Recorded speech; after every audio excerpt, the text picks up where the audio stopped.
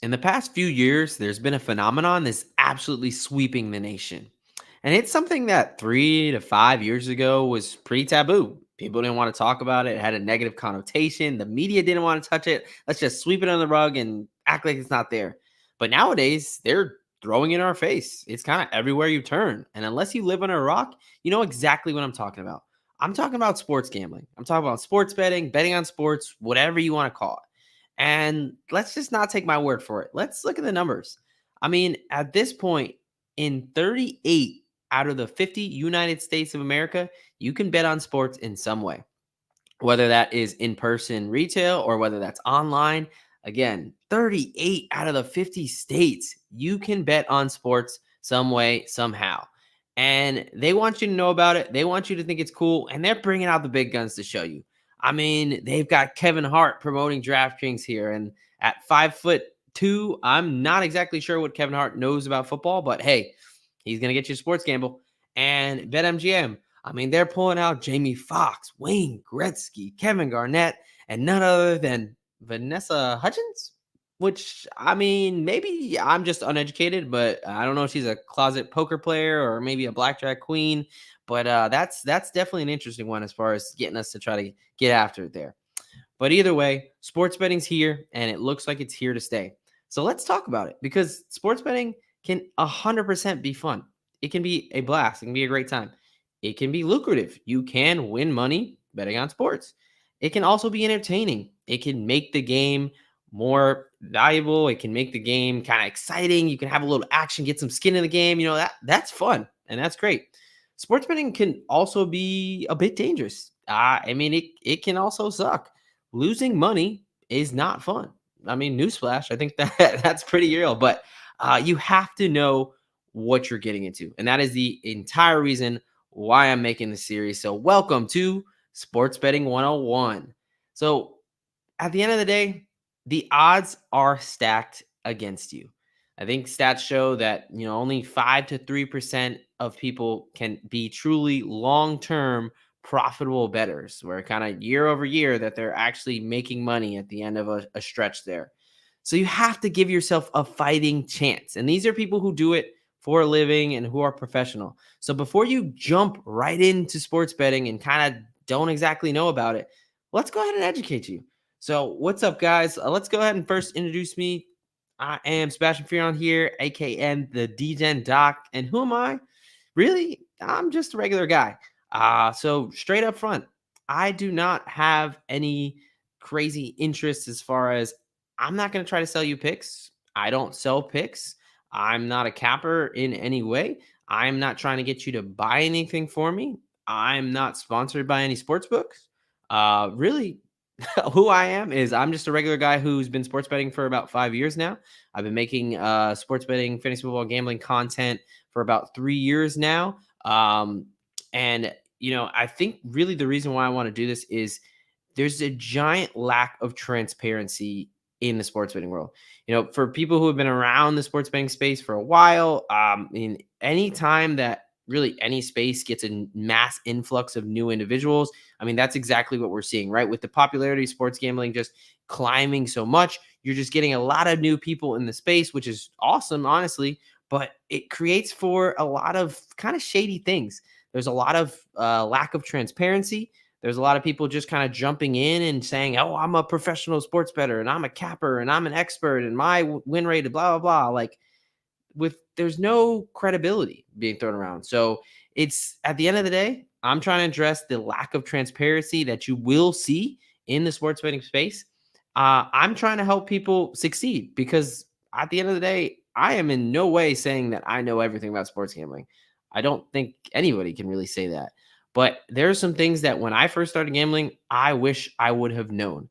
So that's kind of exactly the intent of this series, trying to make sure, give you guys some tips and some tricks as far as, if you're going to get into sports gambling or if you're new into sports gambling, here's some things you should know, some kind of do's and don'ts, some rules to follow, things like that. So this is the first intro to a series here of what I'm going to do. And let's talk about why we need it. So we'll talk about first, who am I targeting? Target audience for this is really, a couple different groups of people. You could be someone who, hey, like we just talked about, betting is everywhere. If you turn on a sports game nowadays, you will see something about sports betting, some type of ad, some type of celebrity trying to jam it down your throat, right? So maybe you're like, yeah, man, that sounds interesting. That sounds pretty cool. Maybe I want to get into it, but I'm not too sure, right? I want to learn something about it, which is exactly why I'm here. If you're going to spend your hard earned money on something, you should do your due diligence and know, like, get educated, right? Give yourself a fighting chance, right? I mean, let's be honest. Vegas did not look like that from losing money, right? The house always wins. Same thing with the sports books now. They are trying to get you to pay your bills. So they don't want you to win. So you already know that you're kind of off on the wrong foot. So you want to make sure you do whatever you can to educate you and set yourself up for some type of success, right? At least know what you're getting into.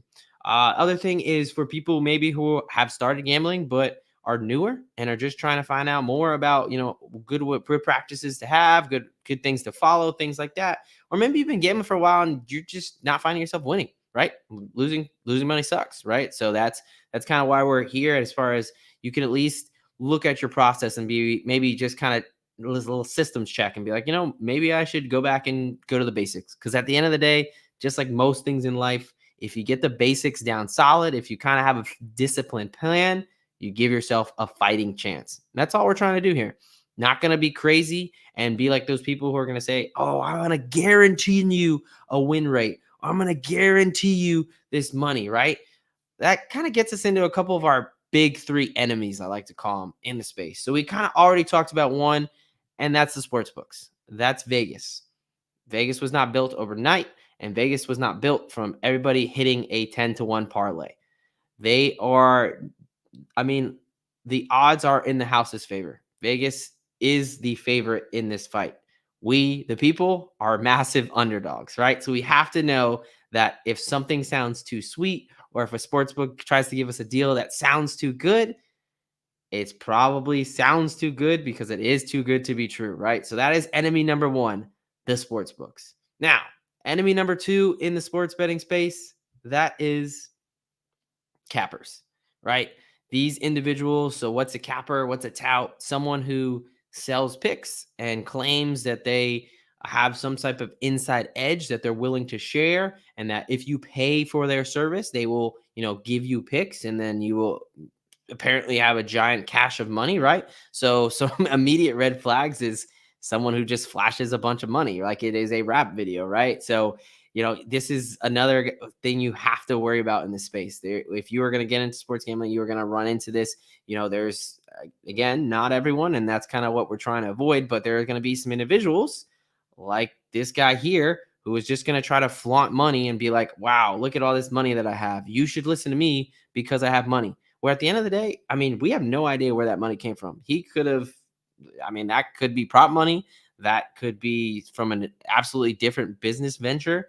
That could be from his gambling picks, or that could be from, a loan. I mean, we really do have no idea. So you got to be careful with cappers. And enemy number three is not Michael Jackson. No, I'm not saying that King of Pop is enemy number three. It is the man in the mirror, the man or woman in the mirror. That's right, folks. I'm talking about us, yourself, right? So betting can be emotional, right? Losing, like I talked about, no one likes to lose, especially no one likes to lose money.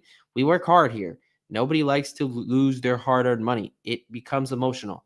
But when you start to bet with emotions, just like we tend to do with other things, your emotions can kind of cloud your judgment. So you have to kind of set up some processes and some blocks to be able to help yourself out. Make sure that, hey, I got to protect myself from, damn, I just lost on a buzzer beater or a Hail Mary at the end of the game. That sucks. I thought I had that bet won and boom, it was ripped out of my hands. But that's sports. That's going to happen. You got to know that, hey, the how losing this game is going to have no effect on the next game. So I can't just think, oh, I'm going to get it all back on the next one or the next play or things like that.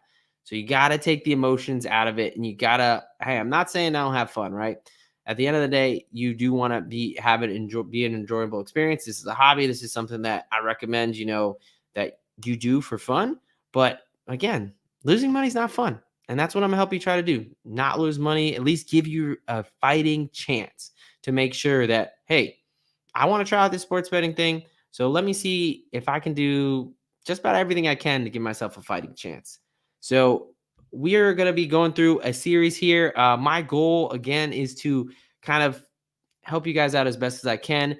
Learn some things. Listen, I am in no way saying that, I'm not talking down to anybody. I'm not saying that I am someone who sits on this giant hill. Really, just think of me as a guy who has been sports betting for a few years. I've definitely found out the hard way a decent amount of things on how to lose money in sports gambling. I've had some success as far as winning some money, but it's really just things that I've learned and things I've talked about and learned from people in the space who have been around longer than I have for some ways to help set us up for some success, right? So we're going to be going through things like what's a money line versus spread? What's an over under? What's a parlay? What's a straight bet? What should I be doing there? We're going to be talking about, again, the emotions of losing, because losing sucks. But you know what sucks even more is going off a loss and then going all in on the next hand or going all in on the next game without any research, without looking into it at all. And boom, your entire bankroll is gone. We'll talk about bankroll management. We'll talk about red flags, what to look for from different cappers to be like, hey, if I'm going to trust somebody, I'm going to pay somebody money to quote unquote, like guarantee me profit, which is impossible, right? There's no locks, no such thing as a lock in sports gambling. Kind of rule number one. You got to know what to look for, right? I'm not saying that all cappers, all touts, everyone who sells picks is bad, because that is just not the truth. But there are a lot of shady ones out there. I mean, people just want your money, right? Just like the sports book. These cappers, these people that think they're kind of gods on earth, they just want your money at the end of the day. So we got some things that I'm definitely going to talk about, some topics I'm definitely going to want to talk about, but also, again, I'm just trying to help people out. So if you got something that, hey, I've saw this and I want to know more about it, just leave a comment. Let me know. And hey, if enough of you want to learn about it, then we'll make another video and I'll make sure we can kind of educate as best as possible. Because at the end of the day, that's what the main goal is here.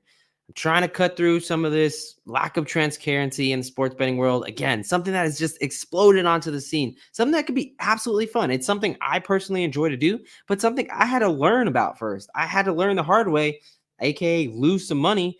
And it's something that, I don't want everyone to have to lose money first just to learn kind of how to enjoy sports gambling, right? There's some things some do's and don'ts that you want to absolutely follow. Make sure that you don't kind of blow it all on one game or anything crazy like that.